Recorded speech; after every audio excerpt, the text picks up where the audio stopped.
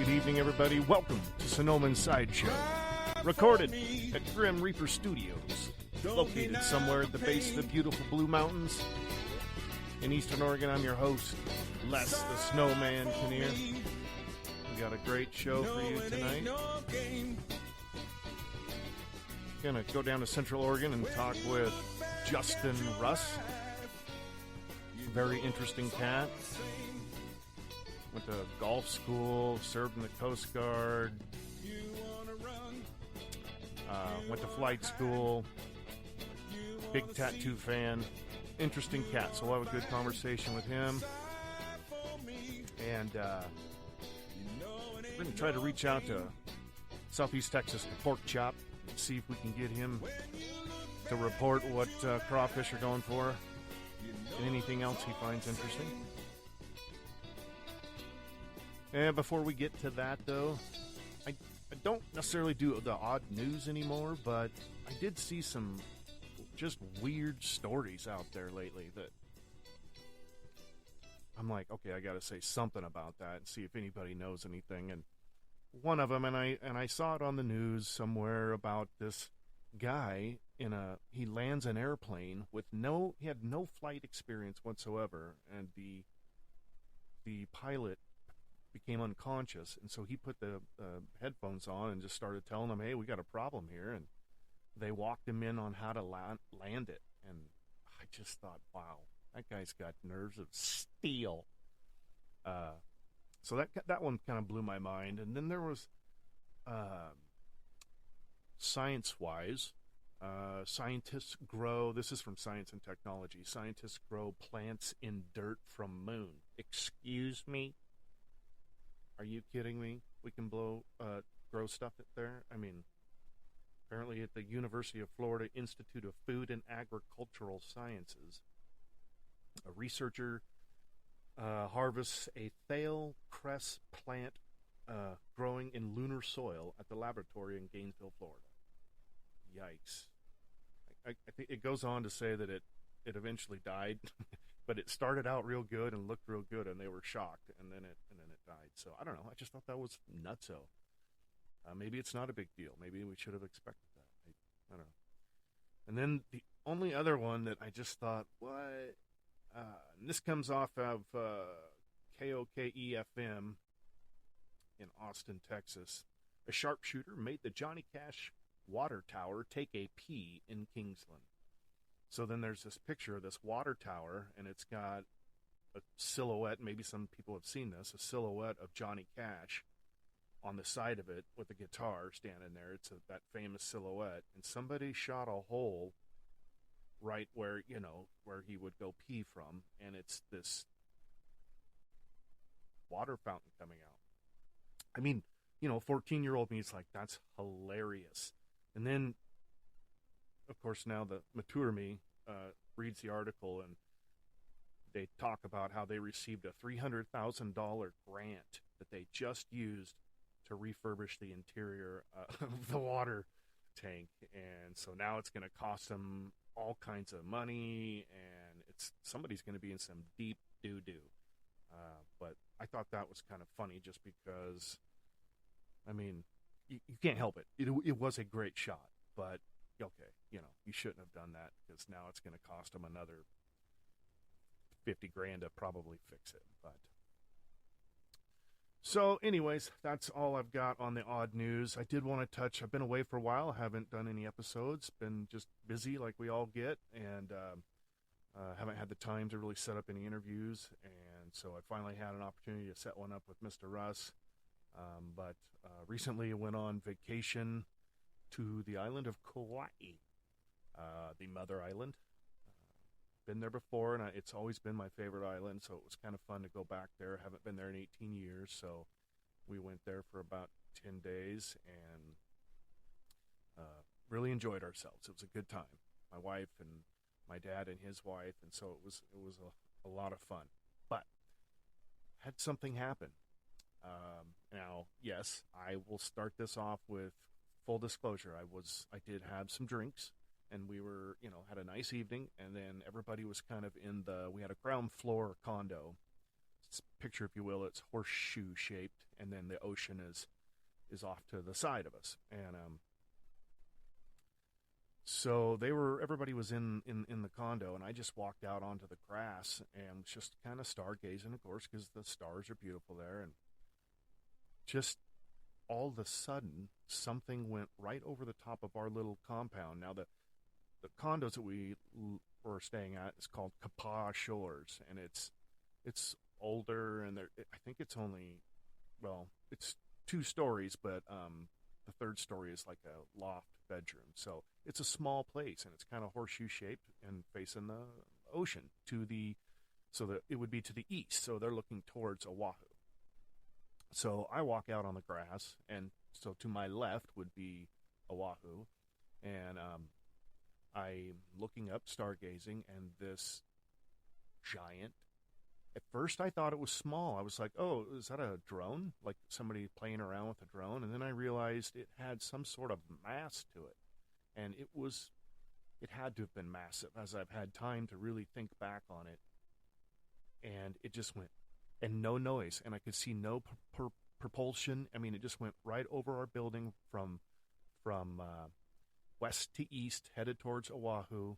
And it was silent almost, but you knew something was moving, like. And it had like at least 4 lights that I saw, but they weren't blinking. They were in kind of a square pattern, but there might have been a couple little ones also. And no noise. And going extremely fast. And it felt really big and close to me. And I didn't hear a thing. So it was really bizarre. So I have a distant family member who used to work at the Pentagon, and so I immediately sent him something about it, and he said that, well, there is a missile defense system there on the base, and perhaps, it was something related to that. But it freaked me out, and that was the first time I'd ever looked in the sky and ever saw anything that I was blown away by. I mean, it was bizarre. So that's my UFO story. Excuse me, they go by UAPs now. UAP, unidentified aerial phenomena. And then finally, big news. I've been wanting to share this. Big news. Tuesday, my first colonoscopy. Kind of excited and nervous at the same time. I want to make sure I'm healthy and totally up. I'm totally for it, and it's great. There's a little part of me that wishes I could just take my phone in there and just do it like a podcast, just somehow to discuss it and the feeling and what I'm, be serious. But I'm thinking that won't happen. So yeah, I'll start the initial process tomorrow, about 10 a.m. if anyone cares. So where I'm going to be from 10 a.m. until I'm told probably late into the evening, and then Tuesday. Do the do. So, wish me luck. No bad polyps, right? I don't know. Is this too much information? It's getting weird.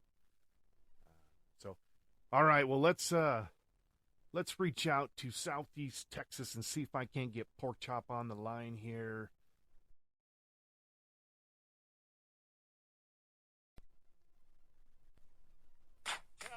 Let me tell you about getting food. Oh, yeah. Let me tell you now. Well, Pork Chop is the name. Kicking butt all over Texas is the game. Chop, chop, chop. Porky chop, chop, chop. Porky chop, chop, chop. All right, ladies and gentlemen, please welcome to the show Pork Chop down in Southeast Texas. Kevin, what's going down? Well, let me tell you, Snowman, a little bit of jambalaya, crawfish pie, and that filet gumbo. Oh, no, you didn't. Did. Is that what you cooked up tonight? I threw it down. Good Down on the jambalaya. Wow. Let me tell you what I did. I smoked some chicken yesterday. I smoked that chicken. I smoked that sausage. Yeah. And I made me a jambalaya with it. Yeah, when you say smoke, you mean for real? Like you get wood and you build a little fire. Your unit's like a a little fire unit, not like pellets. No, no, I rolled it up in some zigzags and smoked it. Oh, okay. Well, that'll work too. Yeah, this is wood fire. Smoke. Yeah. Right. Right. Yeah, and I saw Yeah, your chicken looked really good the other night too. So you know it. You know it. Man, let me tell you about that Texas heat, son. go on, go We've on. been, we've been in a drought, of like a record-breaking drought, Mm. probably 15 years since the last drought. And man, the heat. We got a little relief today. We had a little front come through, got showers, and well-needed rain, break from the heat. Yeah, But it's coming. It's coming. that would be tough. That would be tough. The humidity and stuff is tough for me. It's. I mean, we're. It's May, you know. Yeah. It ain't made real summer yet. It's just, and that scares me about the hurricane season. Right. It starts in June 1st, and when it's hot like that and the Gulf is hot, it's not good for hurricanes, bro. Right. Well, it's good for hurricanes, but not good for us. Right on. The Gulf, the Gulf Coast. How's Port Neches doing? Any crazy news out of Port Neches? Man, it's nope, nothing crazy. Well, man, there is a crazy story. Oh. I don't know if I want to get off into it. It's so crazy. No, I think you do. Okay, this is crazy. All right. So prepare yourself.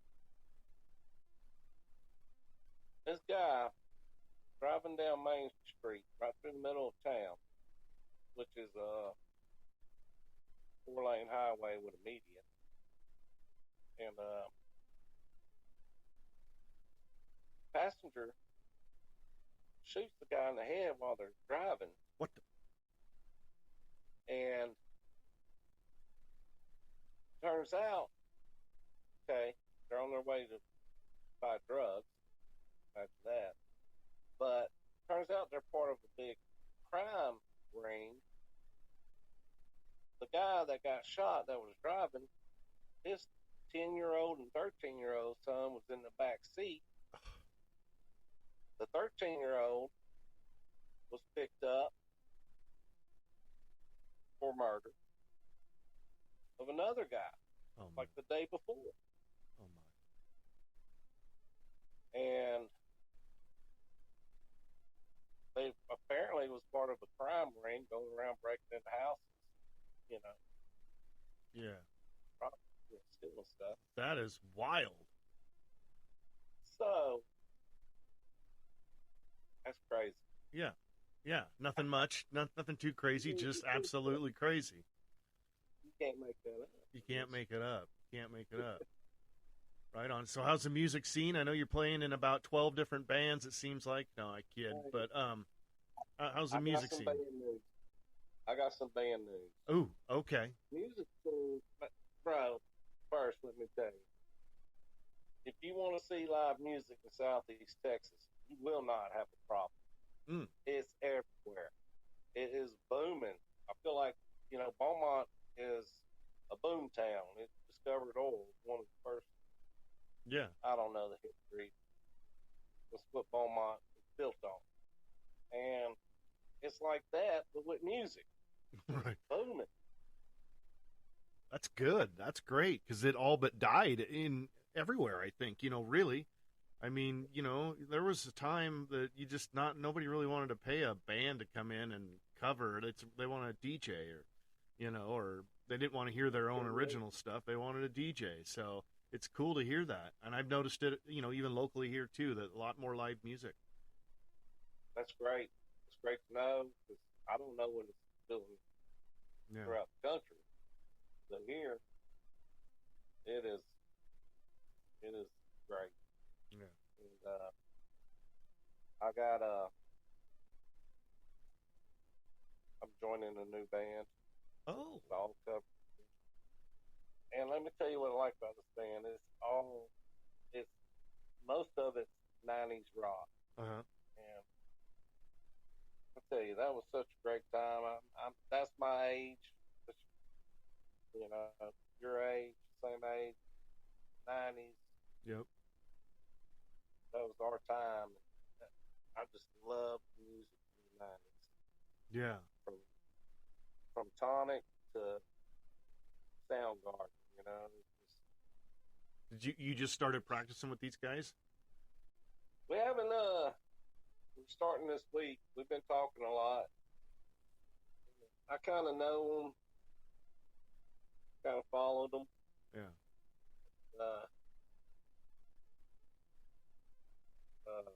Yeah. I tried to get with them years ago, and they already found another bass player, and then they hit me up. I was in another project, couldn't do it, and I guess the time was right. Now we're together, gonna be. Right I don't on. foresee any reason why it wouldn't.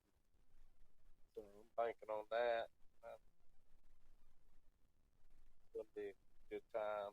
Nice. So you'll keep me posted when there's a first gig, and you know, we'll promote it locally, and all 7 of my listeners will try to caravan down and catch your first gig with this band. No, Absolutely. we could do that.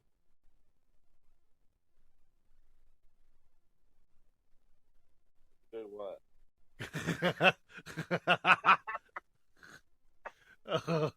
Hey, Pork Chop, how's the family? Everybody good? Man, everybody's great. It's couldn't be better. Couldn't be better. Great. All right. Well, any last words of wisdom for the listeners?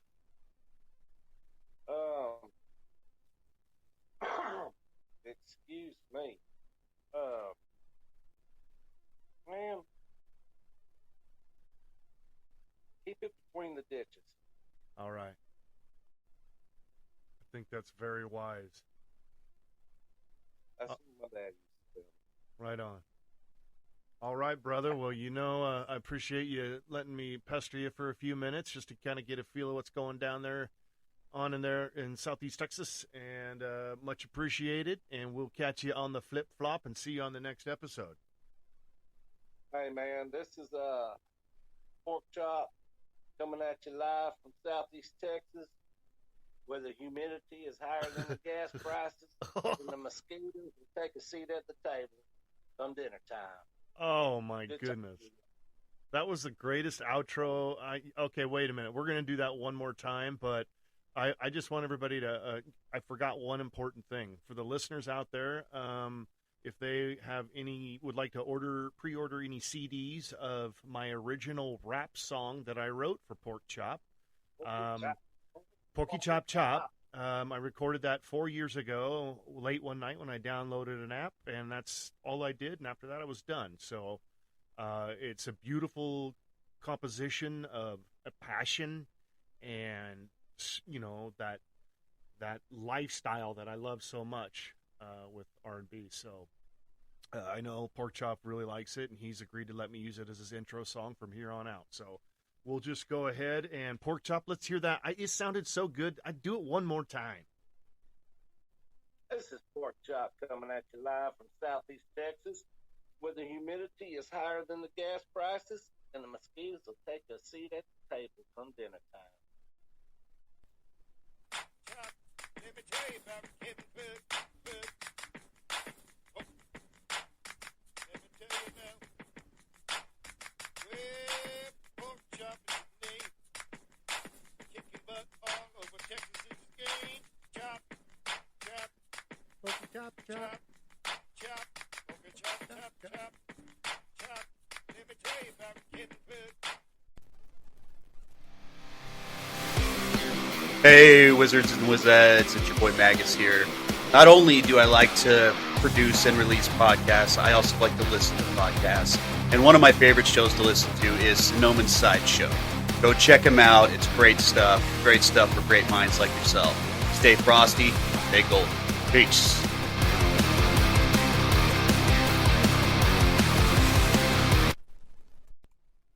All right, welcome to the show, Justin Russ. Justin, thank you so much for being on the show tonight, brother.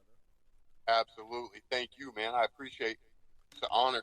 Right? Yeah, well, you're coming to us live from Central Oregon, Bend, Oregon, and, you know, I really want to get you on the show because we met in a weird sort of way, and then I always thought your life was kind of interesting, you know, kind of where you've been and some of the things you've done, so that's why I asked you on the show, because I thought I need other people to check this cat out.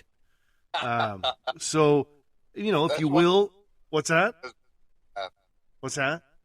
That's why we've gotten along as we have. That's right. That's right. Well, let's just start off with, you know, telling us who you are, where you're from. You know, keeping in mind you're in Central Oregon, I'm in Northeast Oregon, but and considering where you're from. So go ahead and just kind of walk us into how Justin Russ ended up here.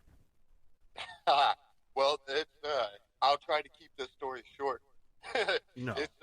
I grew up in the deep woods of North Carolina, 18 years, and I was a baseball player. Ended up graduating in 2001, and my parents thought I would screw around too much to go to college and play baseball. They weren't willing to pay for that. So, and then 9/11 happened. Yeah. And I just knew at that time that was my calling. Was I needed to go into the military, be fourth generation military, and so that's what I did. Did 2 years, fortunately, in Honolulu, Hawaii, doing drug interdiction work between Honolulu and Costa Rica, and maritime boundary lines between Honolulu and Dutch Harbor, Alaska, up at the Russian border or whatnot. And then after that, can you maybe just touch on, because you shared with me before, what it's like to board a Russian cargo ship? It is interesting to say the least, man. Those guys are a different breed. Yeah, definitely a different breed. It's impressive, to be honest with you. I mean, you know, I always said if we went to war with somebody, I wouldn't want it to be Russia, because those guys are a different breed. I mean, we come on board with M16s. I mean, we're in full tactical gear. We're in, you know, M16s or riot shotguns, depending on the mission. And every other nation will get out of your way if you're walking down a hallway, or if you're walking down to the engine room or whatnot. Not Russians, man. I tell you what, these guys are a different story. You get out of their way, even when you're trapped and they're not. So yeah, that was my experience with Russian crews, right, for sure. Every other nation, and whether it's high risk, not high risk, they would get out of your way, very respectful. Russians, while they might have been respectful, you knew that they were in charge of that ship. Right on, right on. So you go into the Coast Guard, and then what? Right. So went into the Coast Guard, and then did the anti-terrorism thing for the following 4 years, based out of Honolulu for 2 years, and then based out of Alameda, California for the following 4 years. Did anti-terrorism work, just searching for bombs, basically. Went to Lawrence Livermore Academy for nuclear testing and stuff like that. And I wore a nuclear detector with me, rappelling onto ships or climbing up the side of ships for the following 4 years, which was a badass job. It was a great job. It was a great job. Yep. Yep. And then college after that, went to school to play golf, and graduated that 2009, and then came out. That's how I ended up in Oregon. My wife at the time, she grew up on the West Coast. I wanted to come back to the West Coast, but I didn't want to go back to California. So we ended up coming out here, and then I was pursuing my helicopter pilot's license. And so that's what I did, was I went to school for aeronautical science and got my helicopter's license. And then, yeah. That's wild. That's wild. Any mishaps or crazy stories from helicopter school? We had a couple of interesting deals. Almost ran out of fuel twice, which was a little. I mean, I'll never forget what they call is it's an auto drop where the engine cuts power and you have to protect the amount of rotations that you have in your blades in order to get you to the ground safely. And that was the first time that I almost, like, I know we won't add words on here, but almost had to change my pants when I got back. Oh, but shit. Other than that, we had one time that we ended up landing on a small helicopter pad at Billy Chinook in Central Oregon. And that I had a dream about it the night before that we crashed. And I told my flight instructor, I said, man, shit, I honestly don't feel comfortable. And he's like, man, stop being, don't just, let's go do this. You have the skills to do this. Let's just go do it, and you'll feel a lot better about it when it's done. And so that's exactly what we did. We went, we did it, and, it's kind of one of those one skid landings where you just, I mean, if you go off the side, you're done. That's it. And helicopters, if you look at them on paper, are not made to fly. I mean, if the engine goes and you don't know what you're doing, you become an expensive brick. You're right.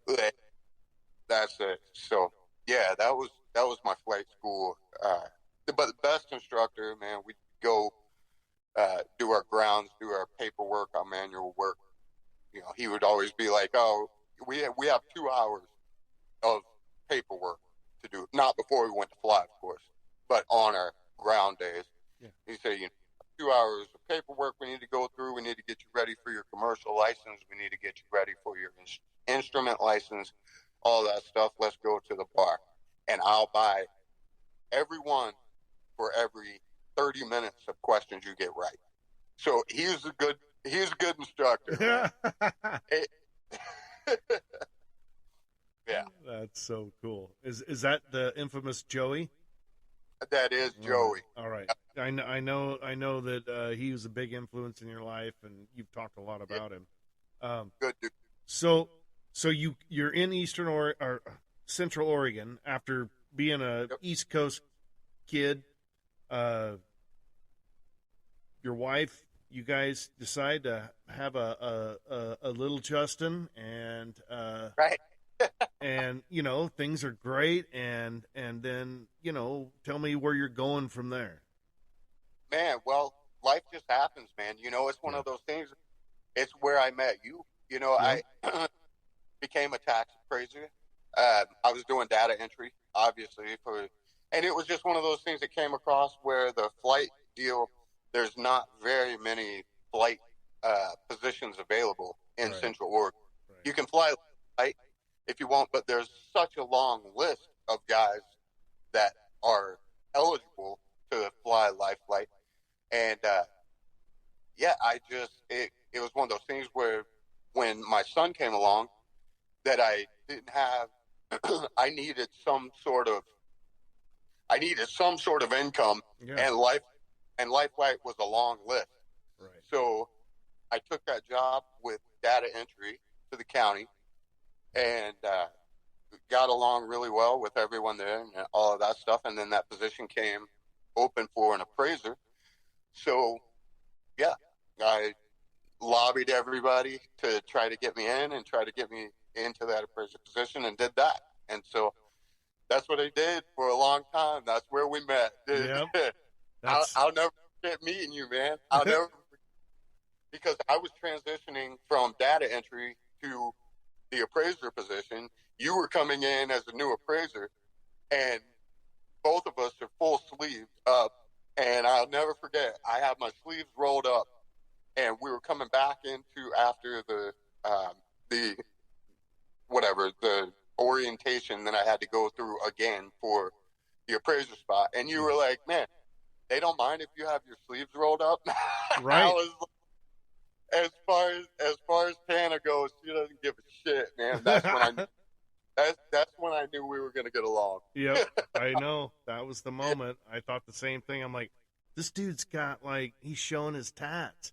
And, you know, I mean, I was from an era that you didn't do that, you know, and so you were showing them, and I'm like, hey, how'd you get away with that? And you're like, I just don't give a shit. I'm just going to do it.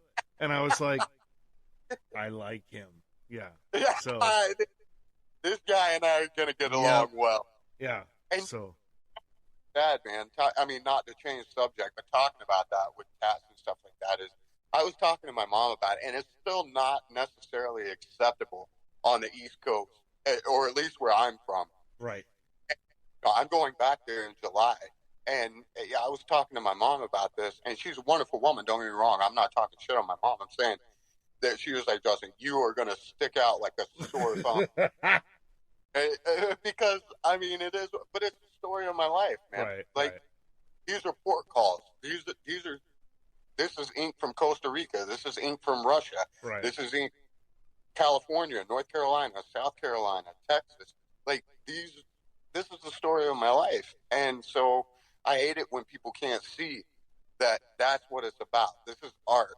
Yeah. That, you know, that you've chosen. It doesn't mean you're a bad person. Right. It, or you know, criminal. it doesn't make you a great person, but it doesn't make you a bad person either. It's the judgmental part that I don't like about it. But anyway. Yeah, and it's getting better, you know, but then at the same time, more and more people have tattoos, and so it takes away from, I don't know, it's one of them things. But it takes it away from what it was when you and I first started getting tattooed. Yeah. It definitely does, because now it's mainstream, and it's like, okay, this is not what it was meant to be. No. But now I look at it as it's the story of my life, man. You know, yeah. So now I know you did. So you dabbled. You got interested into real estate. You were going to get your license there a couple times, and I mean, Central Oregon. You like once you got there, you just kind of have stayed there. You like it there. I mean, which I love it there. It's beautiful. And I know your wife or your ex-wife and your kids are there. But what's keeping you there? Well, to be honest with you, that's exactly what is keeping me here. Other than the other properties that I can get away to, like my son thrives here, and he does he does great in school. I started teaching him during the whole COVID deal, when the kids were at home or whatnot. He can't. Let's just put it this, and I'm not patting myself on the back. I'm just saying, I think he learned more being at home than he necessarily would have learned at school, because when he went back, he was doing algebraic equations in Japanese characters based on what he and I did here. And, you know, they're still trying to teach 9-year-olds how to, you know, what 5 plus 5 is. Right. And I could ask that kid any minute, hey, what's 8 squared? And he'd pop off 64 in a heartbeat. Right. You know what I mean? It's that type of deal. But anyway, he is thriving at school as far as social activities go and stuff like that. And so I'd hate to move him away from that. Yeah. And you're coaching, right? Yeah, coaching, or partially coaching his football team. Yeah. I'm definitely more of an assistant coach Yeah, his coach actually was a pitcher for the Houston Astros. Oh. So that's pretty cool. I mean, that's a Yeah. good guy to have as your coach. Like, he's good. So, Nice. yeah, he's an awesome guy. And, yeah. So, yeah, that's pretty much what's kept me here. Don't have a huge social life, man. I honestly don't have time for it. Like, Yeah. it's one of those things is I just, I'm happy. So what's your day job? And maybe give that a plug because you are an entrepreneur. Yeah, well, I'm trying. That's right. I had the misfortune of starting a business about 4 months before Rona came out. That worked out really well. Ended up, so no, I have all the equipment. It is Stars and Stripes leak detection. You can reach me at 541-419-8611. Oh, yeah. But I have all of the state-of-the-art equipment for it. I can find an underground water leak, a gas leak, and also work on pools. Work with pool leak detection and stuff like that. So that's what I've been just trying to kind of get by. I mean, I have severe hearing loss from the military. So if I don't have my hearing aids in, I'm pretty much deaf. Yeah. But that's the good thing about the underground water leak detection deal is that I can tune my equipment in to where I can still have my hearing aids in, and I can tune it into my level to where I'll find that leak. Yeah. Right on. Yeah. Now, I know that you have a passion for firearms and just self-defense or weapons in general. I know that about you. So, I mean, kind of talk about that. Like, you've had a lot of interesting guns, and I always joke, like, believe it or not, I've used this a couple times in conversation where somebody will say something. I'll go, yeah, if you had an atlatl, and then they'll be like, what's that? And I'm like, oh, you don't know what an atlatl is? Well, the only reason I know what an atlatl is because you wanted an atlatl and you got an atlatl. So, I mean, I think that's interesting. So talk about that passion you have for those things. Yeah, man. Well, I grew up, my dad taught me really early to hunt and how to hunt and how to be self-sufficient or whatnot. And just a disclaimer for anybody that's listening out there that might not like guns, I unfortunately lost all my guns and my atlatl and everything else deep at sea when I was fishing one day. So I no longer have Right. I no longer have it. No, but man, I don't know. I don't know what attracted me to it other than just I think it might have been the good times just being out with my dad. Like, I think that was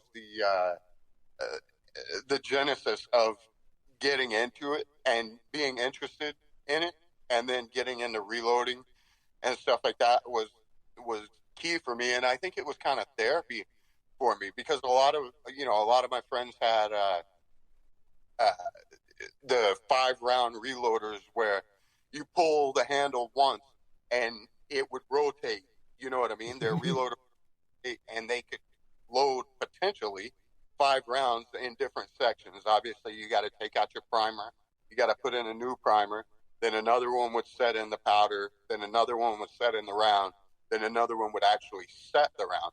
And so, but my issue with that was that every single time we go out, I mean, ARs are reliable for the most part. I honestly like the Russian AKs better, but ARs are reliable. So you have to do something wrong unless you get a hold of a bad primer, you have to do something wrong in order to get a bad round. And so my whole thing was with reloading. I know this is a little bit off topic from what you're talking about, but if you're getting multiple bad rounds when you're out at the range, then there's a reason for that. You know what I'm saying? So it was my therapy. I have a single round reloader where I do all of it. I deprime them, I chafer them, I load them, and then load the round and then crimp them myself to where and I have never had a misfire in my entire, Yeah. I've never had it. But anyway, getting back to it, man, I think it's just the thing of weapons. I think it goes back to the caveman. You know what I'm saying? I mean, you saw my atlatl. Yeah, I saw you throw it. You got to throw that thing. Hey, that thing took down mammoths. Right. Man, that's what it was made for. Right. It was to take down mammoths. And so I don't know. It's just fascinating to me. I'm curious. Tell me what it's like now that you've been in Central Oregon for quite a while now. 12 years. Yeah. Compare that to where you grew up. What's the differences? And like you said, you grew up hunting and stuff, and I know you've hunted down there in Central Oregon. And like, give me some topography and lifestyle differences. To be honest with you, I would say to me the biggest difference, I mean, the one that just jumps out overall is the humidity. That's one thing that. So Hawaii, when I was stationed out there, was pretty humid. Obviously, it's humid out. Coming out here and getting acclimated to this weather, and then going to the East Coast, my buddy is an asshole. Decided to get married in August on the beach and have me be his best man after 4 or 5 years in Oregon. And dude, you can't get dry.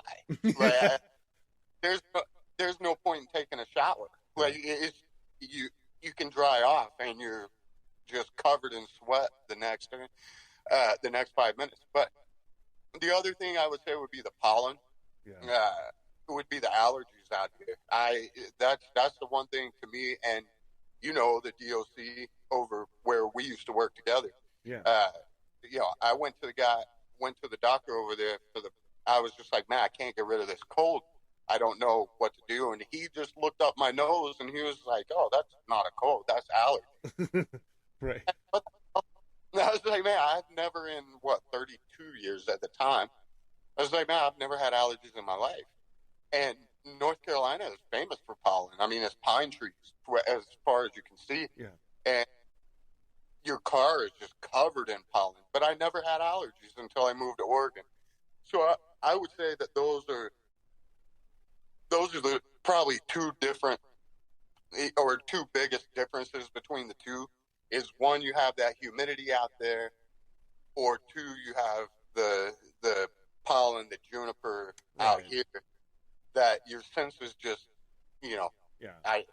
I'm with you. I can't imagine, like, I mean, I love, warmer climates and tropical, and we have all the seasons here, but I can't imagine humidity. I can't do it. I can't do it for any length of time. Maybe you get used to it. I don't know, but Yeah, man. I tell you, just a quick story on that humidity.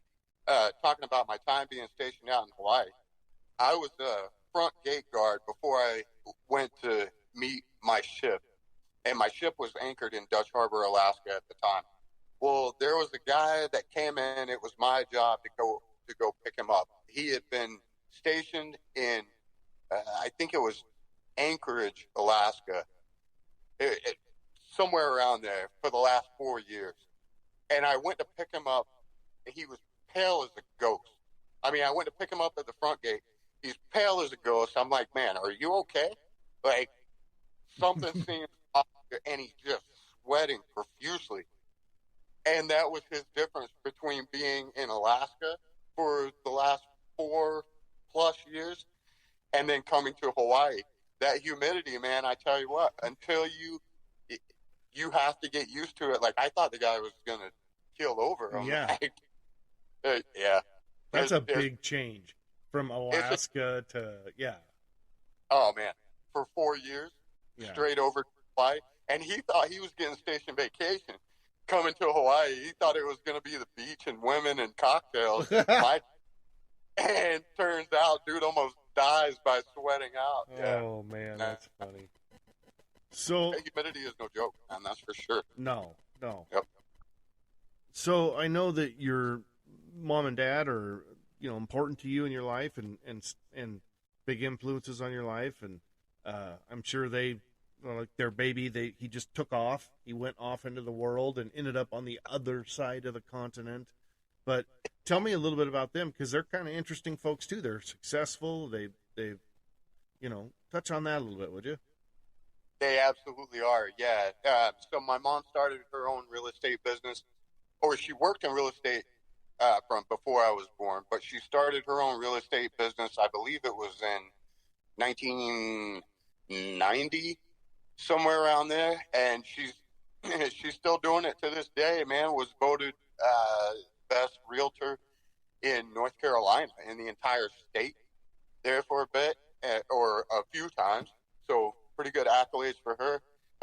My dad, he got his driver's license, so he was into the military too, but he got his driver's license the same day that he got his pilot's license. What?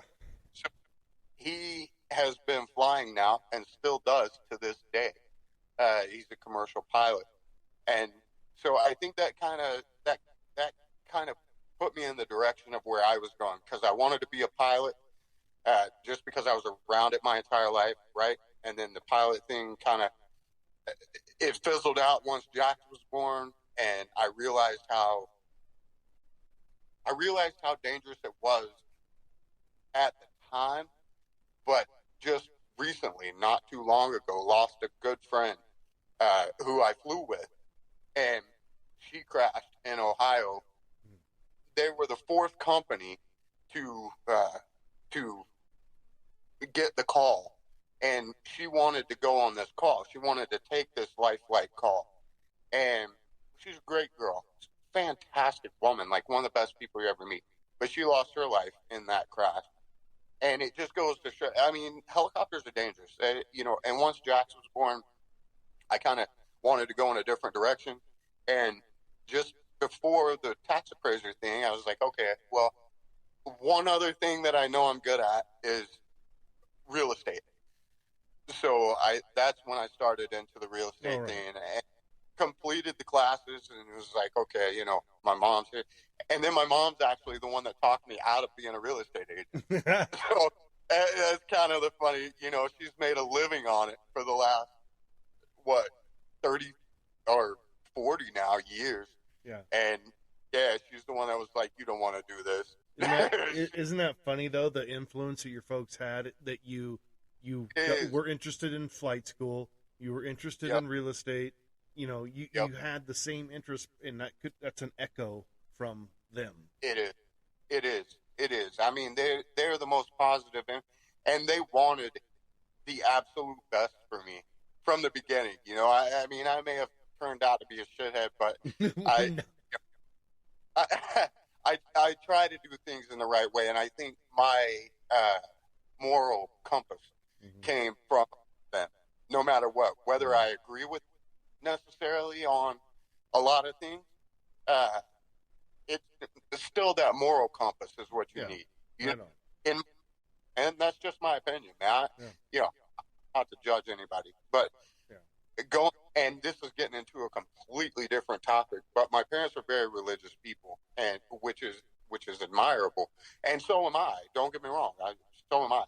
But when you go to church, Sunday school, Sunday morning, Sunday night, and Wednesday night every week for that long, you get to see a lot of things, and it's your God-given brain that tells you that a lot of people, and I hope nobody from home hears, which I'm not going to name any names, obviously, but I'm saying you see a lot of hypocrites, man.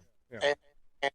And it tends to change your thinking on how you should be. And in the great words of Tupac, man, only God can judge me, That's right? That's right.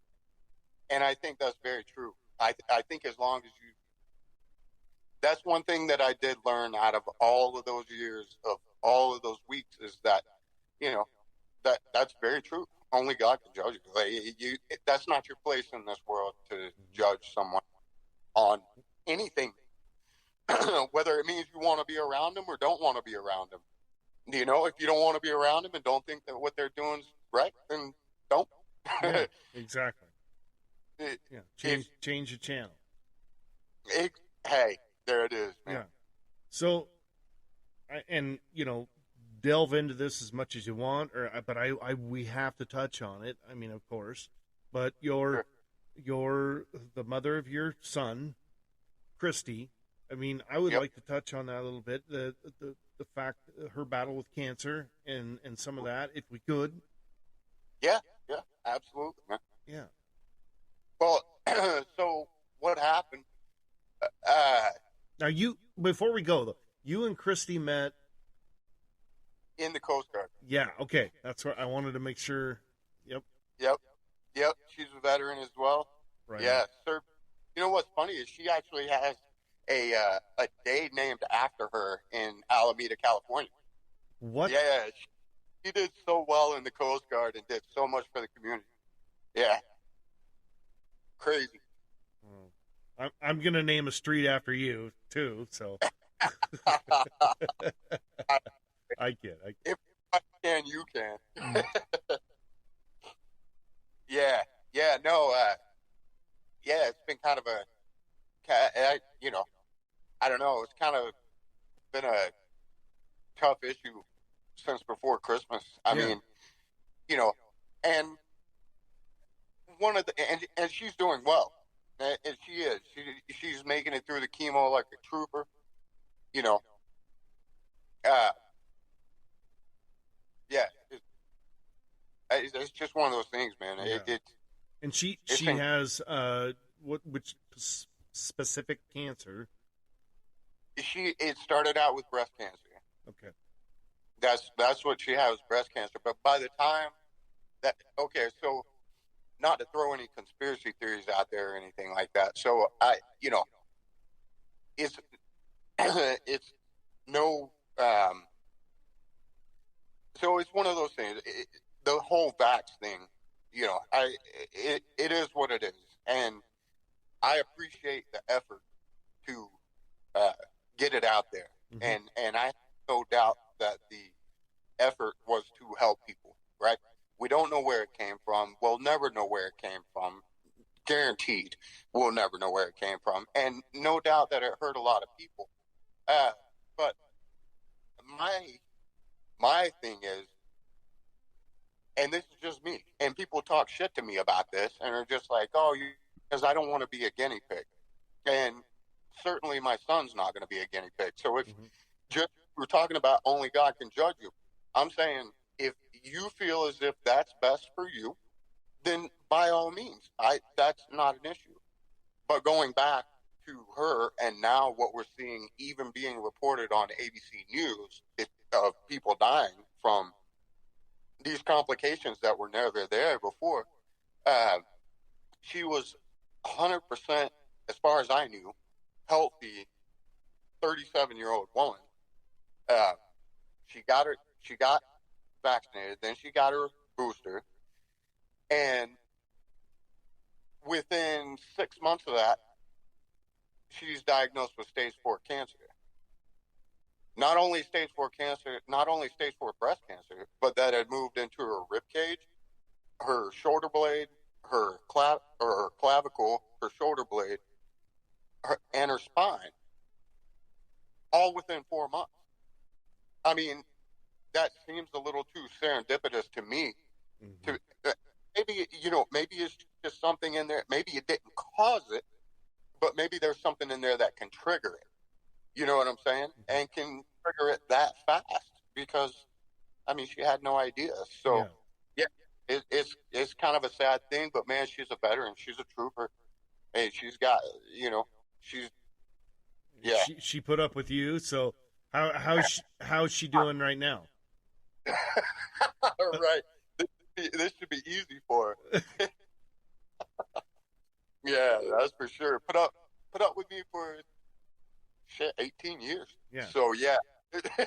Yeah. Yeah, but you guys are still great friends and co-parent great. And yeah. So it just shows that stuff can work. You know, you can keep. Dude, she's a wonderful mother. I don't know what I'd do without her. Mm-hmm. Right on. And Jax, he's a chip off the old block, a little baseball player, right? Yeah, man. Yeah, I know we touched on that a little bit, but Yeah, he's thriving, man. He's doing well. He doesn't know the extent of exactly, what's going on, but until there's so much medical research out there, and there's so, I she'll be fine. So there's no point in worrying him in a world that sucks anyway. Yeah. That you're being told you got to wear a mask when you go outside and play with your friends. I mean, these last 2 years have just been like, it really is. It's been wild to tell a kid, basically, God did not give you an immune system. Right. And therefore, we're going to make it better for you. And here's been my whole thing for the last couple of years, Les, is to check this out, man. You and I might have touched on this before, I don't know, but we're in this beautiful state of Oregon, right?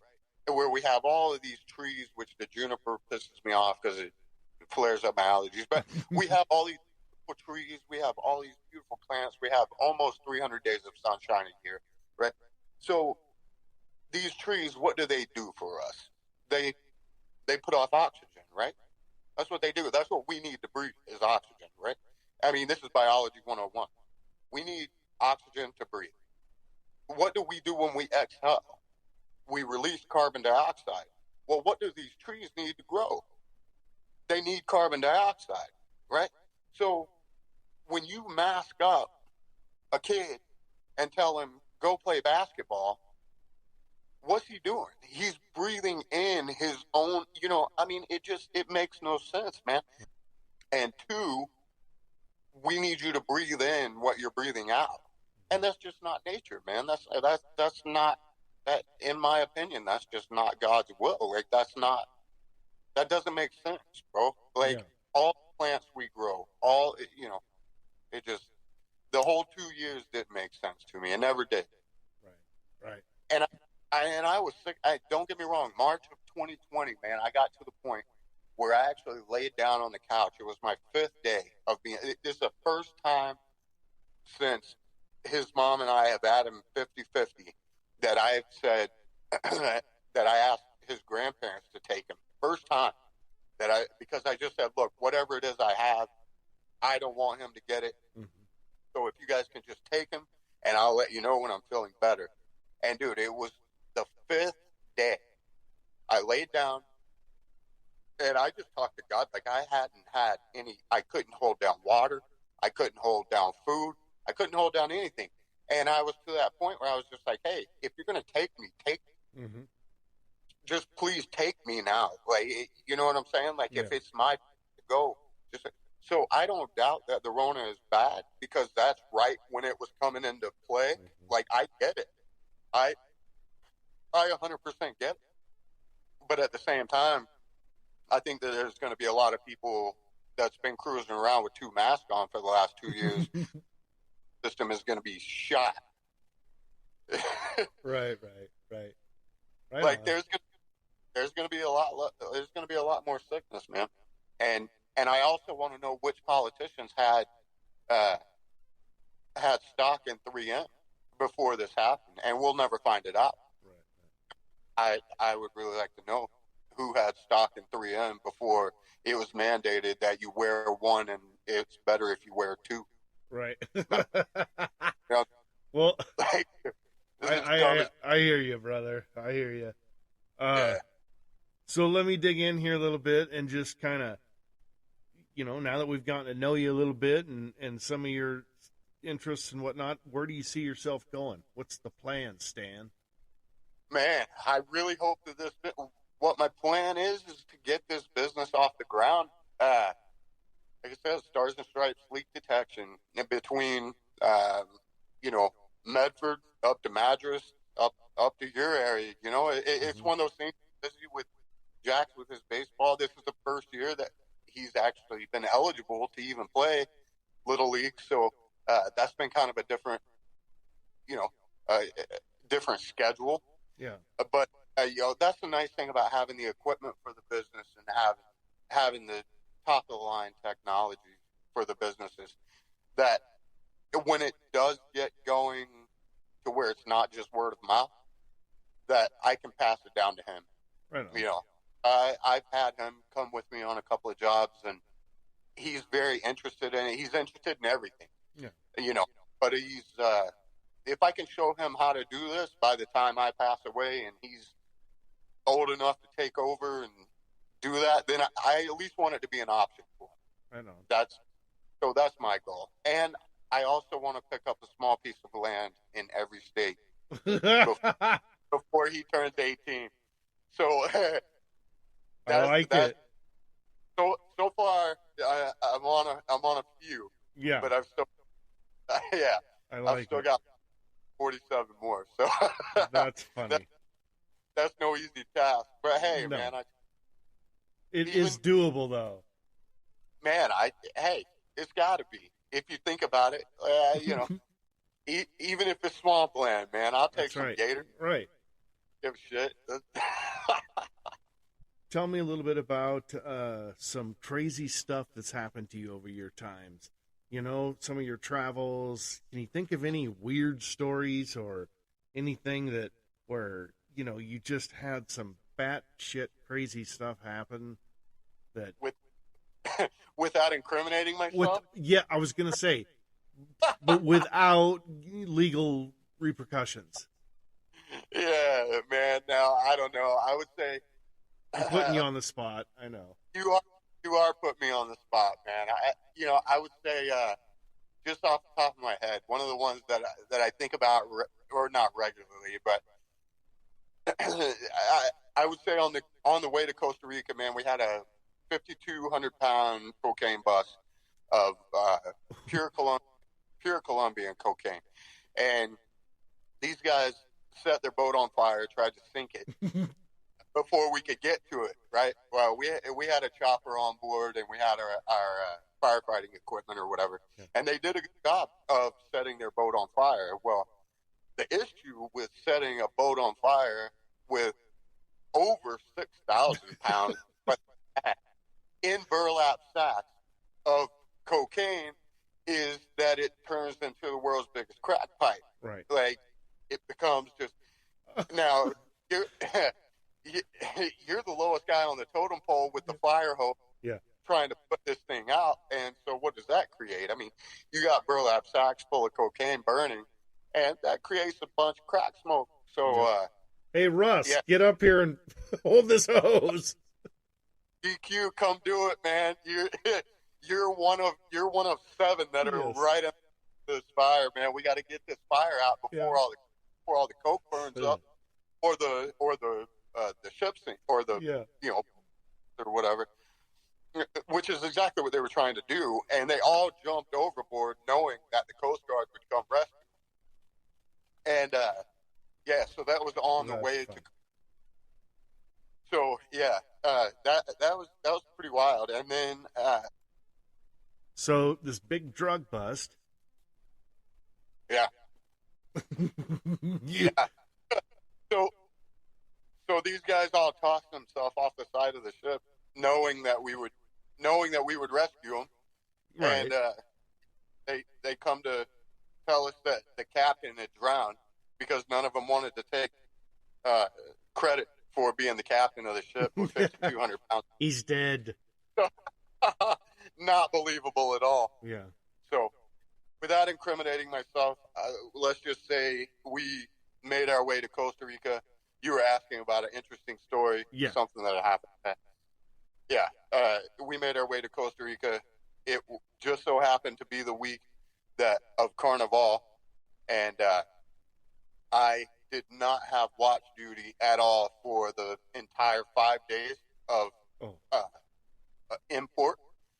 And so let's just say I made the most out of the entire 5 days.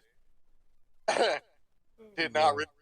On the 6th day, I was going to be captain at the helm of moving the ship out of port, and I had not done a whole lot of sleeping over those days, and I'll never forget as long as I live. I actually fell asleep at the helm, moving a 378-foot ship out of port. Like, it was not a pleasant experience. disclosed here live for the first time ever. Yeah, but we didn't wreck, we didn't ground, nothing like that. And fortunately, my chief was fairly cool at the time. Was just like, you know what? Go. I mean, I was 19. Right, I was exactly. 19 years old. He was like, you know what? Go to bed. We'll discuss this tomorrow. I was like, okay. And we we discussed it in his way the following day. Man, it was not pleasant for the entire rest of that patrol. For the next month and a half, was not good. I learned a lesson, that's for sure. Yeah. But I mean, you're 19 at Carnival, like, you know. And how many people can say that? You know, I was there. Yeah. Right. Exactly. It's something I'll never forget. That's for sure, man. Right. Yeah. Right on, bro. Yeah. Well, hey, as we gear down here towards the end of this incredible hour of discussion and thought, And good time. and good times, I always ask people to tell me. My grandpa always said, "Boys spit wisdom." So, Yeah. you know, I always thought he meant that to say, say something that's meaningful. Don't bullshit me. So, if you could go back in time and talk to yourself or anybody at any point in history, who would that be, and what would you say if you had a couple of minutes to spit wisdom and try and change things? And it could be you. It could be you and, when you're 17 and be like, hey, Justin, get your shit together, or whatever. Maybe it's... Dude, Les, to be honest with you, there's two things that stand out when you say that, and two things that I've told Jack, my son, is my dad told me, well, he's told me a lot of things that stick with me, but one of them, and it's funny, it's kind of ironic that we're on a show talking, but one of the things that he always told me was, you learn a lot more from listening than you do from talking, right? And I think that's true. I think it's, I want to start my own deal like you have, my own podcast and all that stuff. So I think that talking is important. I think, especially this day and age, when people are getting, so much from the media that's just complete, can be proven right then bullshit. The other thing that I would say to your question, I had a chief in the Coast Guard. I'll never forget the guy as long as I live. Best chief I ever had. He comes in. This guy, he's like probably 5'5", maybe 280 pounds, though. I mean, he's a wrecking ball. Yeah. This African American chief comes in, coolest guy to this day, other than you, that I've wanted to be around. Yeah. You know what I'm saying? That has the same mentality as I do. And he told us on his very first day, he was like, gentlemen, here's the deal. I'm your chief, and my door is always open to you, which is exactly what I told Jax. And my door is like, I am open to you 100% of the time. But here's the deal. My door is open to you, and you can come to me with any problem, whether it be personal or military, but you better have a proposed solution. That's it. You need to think about it before, don't just come to me bitching about something. I want you to have a proposed solution. I may not necessarily agree with your solution, and I may come across with a different way or a better way or agree exactly with what you're saying, but don't just come to me bitching. Think about your problems before you come to someone else bitching about them. Think about them and think about a solution to those problems. Because if you stop at just the problem, it's never going to be fixed. Right. Don't fix the problem and then depend on someone else to fix it for you. Think about it. Okay, this is what I don't like about this situation. Okay, how can I fix it? And then if you go to someone else for advice, that's a good thing. That's a great thing. You always go to someone else for you, because it's always good to get other ideas, to bounce off other people. But that's one of the things that to narrow it down. My dad's saying, you learn more from listening than you do from talking. That's why God gave you 2 ears and 1 mouth. Mm-hmm. And then my chief that just said, my door is always open. Come to me with anything, but you better have a proposed solution. I like it. So that's what I got for you. I like it. It's good. It's solid. Hey, so just, briefly touch on, if you could, about your podcast. Tell me about what you're planning. I know you're in the early stages, but, Sure.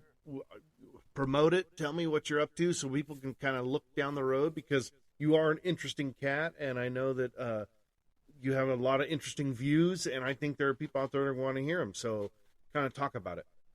Yeah, man. Well, what I want to do is it's going to be called Premium Vibes, and that's what I really want. Is I want to put out positive things, but at the same time, I want to talk about any subject, but I want to get normal people's views. My whole thing is just like you're doing. You know what I'm saying? I mean, it's getting normal people every day, citizens. Mm-hmm. Because I think those values, I think those voices are important. And, if you look at some of the most famous podcasts out there, you look at Joe Rogan, obviously. And I've been watching Joe Rogan since before he even did UFC. I mean, I've always thought he was a cool cat. A lot of people would disagree with me. But the thing is, dude doesn't give a shit. Like, he doesn't care he's out there to get ideas, and that's exactly kind of the same road that I want to go down, is just to get ideas. I think I told you and I touched on it a while back, that one of my buddies, and he's one of my best friends, he's a very left-leaning guy and has different ideas, and that's fine. That's great. What I want to open up is that it's okay to do that and still be friends. I'm saying, even to bring in, I just want to bring in different perspectives, and I'll never, or maybe, I don't know, I might, but I'll never get an Elon Musk on, Right. I'll never get Joe Rogan on my podcast. I'll never get a Jeff Bezos on my podcast, and I don't want it to be a debate thing. That's the thing. Or a debate, but in the best sort of way, just where it opens ideas. I don't necessarily want it to be a change my mind type deal. If you do, then fantastic. That's great. But just different topics that are going on in the world that you don't have to listen to. Well, listen, brother, we're getting down to the end of this, and I just want to say how much I appreciate you taking the time to, and we're 2 hours late. I set up the time, and then I had some serious issues come up, and so that was it was barbecue chicken, sorry. And but no, thank you for being on, and keep me posted on your podcast and where you're at on that, and then I'll promote it, and we'll get people out there, and so it's been a pleasure, and peace be with you, and we'll hopefully have you back on in the near future. So, or maybe I can be on your show. I don't know. Hey, anytime, man. You got it. And I'm hoping to be up by end of June, something like that. All right. We'll definitely figure something out, man. All right. That's for sure. All right. Well, peace be with you, and we'll talk at you soon. All right, homie. I want to thank tonight's guests, listeners, and sponsors: Bill Murphy Roofing, Wandering Wizard Concepts, Vertical Jigs and Lures, DLC Photography, The Shop, DieselFuelFiltersKits.com, History Hunters and Firearm Antiques, Metal by Mora, and the John P. Salter Foundation. All sponsors can be found online and at most major social media outlets. Music provided by Big Steve and the Trainwreck. That's a wrap. Be sure to catch the next episode. Until then, keep your nose clean if it takes both sleeves. And say nice things about me, because I'm gone. That's my hot wife, Wendy Kinnear. Oh my God.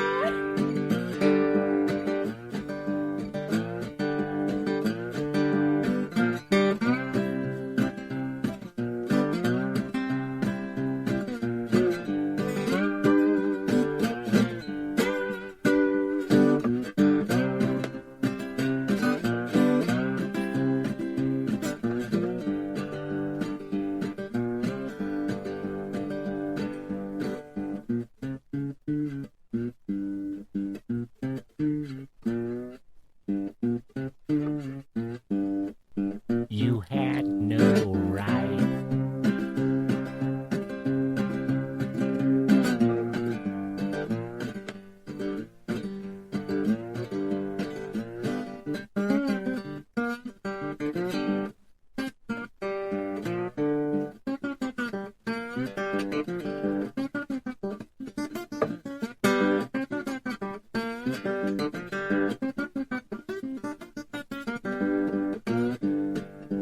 Spitting wisdom.